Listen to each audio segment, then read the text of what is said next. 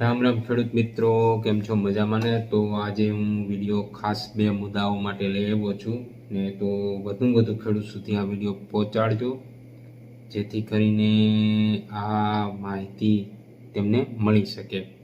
તો પહેલો મુદ્દો એ છે કે કૃષિ સહાય 2025, તો તેના ફોર્મ આપણે ભર્યા અને 5 તારીખથી લાસ્ટ ડેટ હતી. તો બધા એના ભરાઈ ગયા છે, પરંતુ એના પેમેન્ટ પણ આવવાના શરૂ થઈ ગયા છે.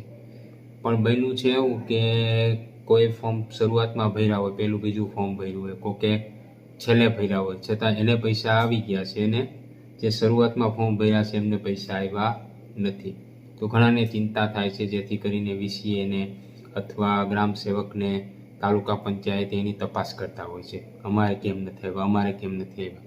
તો ચિંતા ન કરો, 25 તારીખ લગીનમાં ટોટલી ખેડૂતોને તેમના પૈસા મળી જશે. નિરાત રાખો, શાંતિ જાળવો, કોઈને ક્યાંય પૂછવા જવાની જરૂર નથી. તો બધાને પેમેન્ટ આવી જશે. તો ખોટા કોઈને ડિસ્ટર્બ ન કરો અને કોઈને કાંઈ માહિતી લેવાની જરૂર નથી.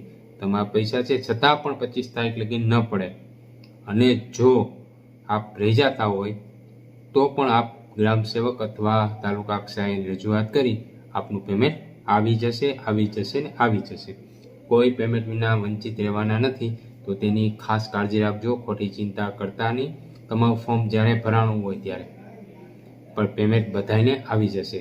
અને આ જે તમે પાસબુક આપી છે તેમાં પૈસા જમા નહીં થાય.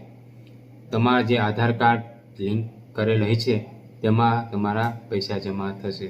એવી રીતે મગફળીનું પણ એવું છે કે મગફળીના પૈસા પણ આપને આશરે 15 દિનના ગાળામાં આવી જતા હોય. જો ન આવે તો આપ તમારા ત્યાં યાર્ડના કેન્દ્રમાં જઈને આપ તપાસ કરી શકો છો. અને જો તમારા આધાર કાર્ડ મેપિંગમાં કંઈ પ્રોબ્લેમ હશે, એની હિસાબે પૈસા કદાચ ન આવ્યા હોય તો તે પણ પૈસા જમા થઈ જશે. એટલે કોઈ જાતની ટેન્શન લેવાની જરૂર નથી. તમારા પૈસા તમને તમારા ખાતામાં અવશ્ય મળી જશે. અમુક તો એમ કરે મેસેજની રાહ જોવે, ભાઈ મને મેસેજ નથી આવ્યો. ઘણી વખતે બેંક દ્વારા મેસેજ ન પણ પહોંચી શકે, પણ તમારા ખાતામાં જમા થઈ ગયા પણ હોઈ શકે.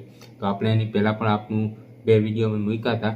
એક આધાર સેન્ડિંગ તમારા બેંકમાં છે કે નથી, કઈ બેંકમાં છે તે પણ આપ વિડીયો આગળ જોઈને કરી શકો છો. બીજું, કૃષિ સહાય 2025 તમને મળ્યા છે નથી મળ્યા, એ વેબસાઇટ દ્વારા પણ તમે જોઈ શકો. આ 2 વિડીયો મારા આગળ આ યુટ્યુબ ચેનલમાં છે. તો પ્લીઝ આ માહિતી વધુ લોકો સુધી શેર કરજો. ખેડૂતો ચિંતા ન કરતા, અને કાંઈ પણ કામ હોય તો મને મેસેજ કોમેન્ટ બોક્સમાં જરૂર જણાવજો. હું તમારો ઉત્તર જરૂર આપીશ. જય હિન્દ, જય ભારત, જય ગરવી ગુજરાત.